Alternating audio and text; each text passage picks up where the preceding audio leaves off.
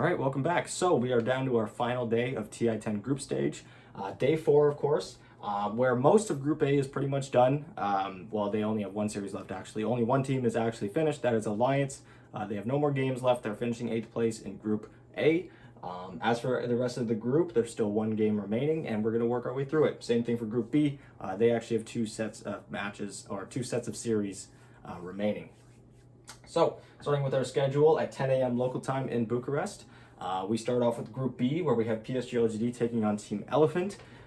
Again, a lot of the teams in Group B have not cemented where they're going to be finishing yet. A lot of teams are still eligible for making upper bracket. A lot of teams are still eligible for elimination. So pretty much every single game tomorrow is super, super crucial for every single one of these teams, except PSG LGD. They've already clinched upper bracket. They're the only ones that have clinched anything in Group B so far, although they haven't clinched first place yet. So they're going to be looking for that tomorrow. PSG LGD against Elephant. We have Quincy Crew against SG Esports. Of course, these are the 2 teams sitting at the bottom of the group right now. I'm anticipating that the winner of this series, if there is a winner, will be the one moving on. So that's going to be a really, really good watch. I think that's going to be the one I'm watching tomorrow morning, actually. We have Team Spirit taking on Beast Coast. That's going to be a fun one, too. Team Spirit has been looking really good. They had a really, really good day today. So I'm anticipating a really fun series, as Beast Coast has also been looking like they're in their TI form. We then have Secret against Fnatic. That should be a straightforward series for Secret, but again, I will not count Fnatic out. They have looked really good in a lot of their games. They just haven't been able to actually finish them. So maybe they can actually take a point off of Team Secret. It'll be crucial for them tomorrow. Like I said, they're still one of the teams up for elimination if they lose too much. So every single game going to be super important for Fnatic.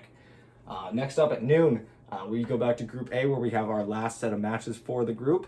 We have Invictus Gaming taking on OG. Those are the 2 top teams of Group A right now. Invictus Gaming is already clinched first place of the upper bracket. So it's not really an important match for IG, but it is for OG. OG is still eligible to make lower brackets, so every single match for them is super important, just as well as Virtus Pro, EG, and T1 and Undying. All 5 of those teams are within 1 point of each other. They all only have 1 series left, so I would not be surprised if we need tiebreakers to settle out who's going where. And I don't know what'll happen if we end up with like more than 2 teams end up tying along the border, the separator between upper bracket and lower bracket. I'm not exactly sure what happens there, but I know that for the major qualifiers and regions, it was usually a best of 1 where every single team played against all the teams that were tied. So maybe that's how it'll work, but I guess we'll see. We have EG against Undying, so again, 2 more of those teams sitting in the middle that are actually playing against each other. If there is a winner of that series, they'll likely be the one moving on to the upper bracket.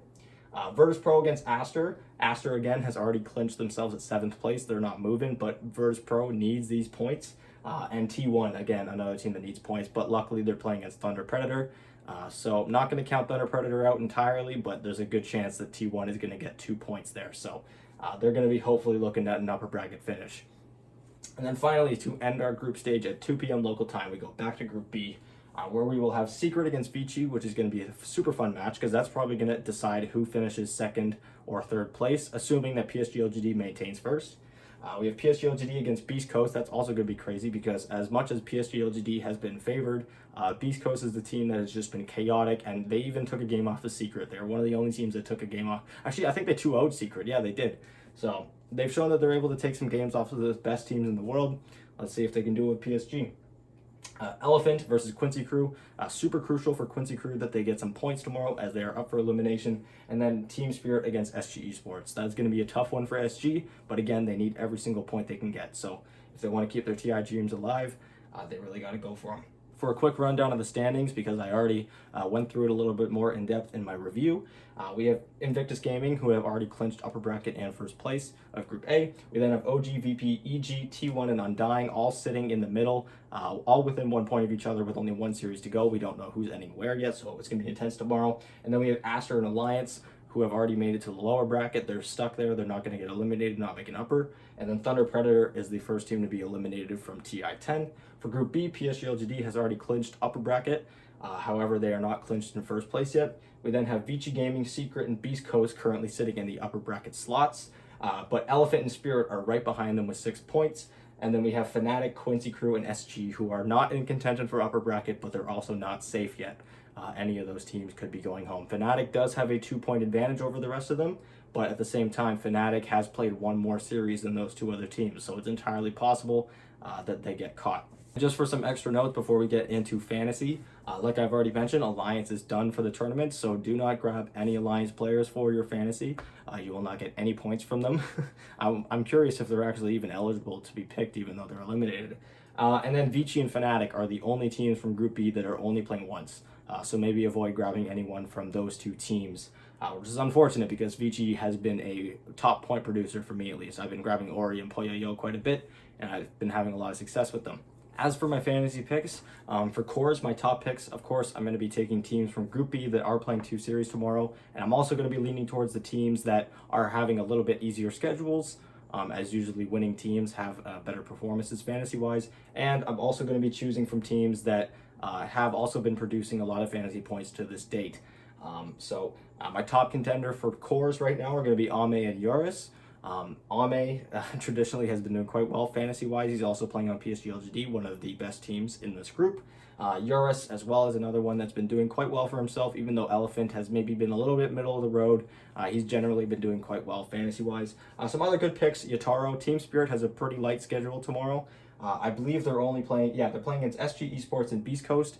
Not to put any of those teams down, but compared to some of the teams that they've played and beat, it is a lighter schedule in general. Matumbaman is another one. Even though he is on Team Secret, he's actually not been producing that many points, but because he is on Team Secret, he might still be worth considering.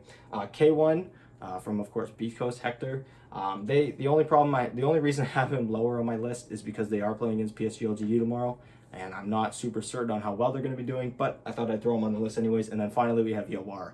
Quincy Crew are playing against SG Esports, the other team at the bottom of the group, and they're also playing against, who are they playing against? Elephant. They're also playing against Elephant, which is a team that I think they could maybe beat, maybe take some points off of, but I'm not as certain about it, so that's why I have Yawar at the bottom. For my mids, of course, I'm sticking with PSG LGD. I'm putting Nothing to Say for my number 1.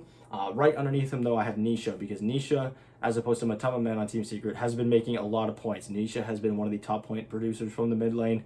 So definitely, if you have a good Nisha card as opposed to a Nothing to Say card, I would definitely recommend going for him. And then my last one being Somnus, although I don't rate Somnus nearly as highly as I rate Nisha or Nothing to Say. And finally, for my supports, I went with Yapsor. Right now, Yapsor is the top earning, one of the top earning supports. At least he's the top earning support of all teams that have only played 12 games so far. So he's given me no real reason to doubt him so far. Same thing for Innocence or Y for PSG LGD. I just decided to go for him because he's been producing quite a decent amount of points. Again, he's one of the top point producers for supports that have only played 12 games so far, and he's playing on one of the best teams. Other candidates, Loa, despite the fact that Quincy Crew has not been doing super well, Loa has been a pretty solid point producer thus far. They also have 2 series tomorrow. They should at least get 2 wins tomorrow, I'm expecting, but we'll see. Jin Q, of course, the Posit 4 for PSG LGD, another solid pick. We have Stinger from Beast Coast and FY from Elephant. So yeah, that does it for my preview of Day 4. Again, this has been a pretty good group stage thus far. I'm hoping for another day of exciting Dota like our last one. I think Day 3 has been some of the most exciting Dota that we've seen thus far, and I'm just hoping for more of that. And yeah, the main stage approaches. We are now, I believe, 3 days away from the main stage. Yeah, 3 days away. So it's exciting. Teams are starting to settle into their spots, and yeah, I'm just ready for some more Dota, man. So thank you guys so much for watching. Be sure to subscribe if you don't want to miss any more of my content. And yeah, thank you guys so much for watching.